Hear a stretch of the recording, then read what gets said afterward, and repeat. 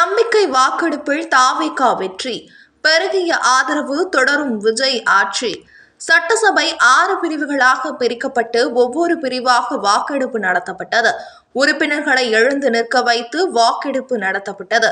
விஜயின் அரசு மீது இன்று நடைபெற்ற நம்பிக்கை வாக்கெடுப்பு வெற்றி பெற்றது. அவருடைய அரசிற்கு 144 பேர் ஆதரவு தெரிவித்தார். இதைத் தொடர்ந்து அவரது அரசு தொடங்குகிறது. விஜயின் தாவேகா ஆட்சி மீது நம்பிக்கை கூறும் வகையில் வாக்கெடுப்பு இன்று நடைபெற்றது.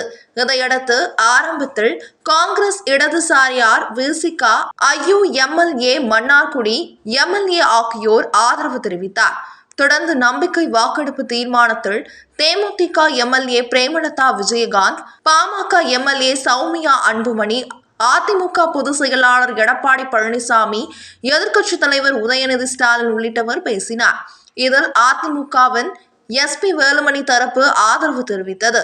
இறுதியில் சட்டசபையின் அனைத்து நுழைவு வாய்களும் மூடப்பட்டு வாக்கெடுப்புகள் நடைபெற்றது.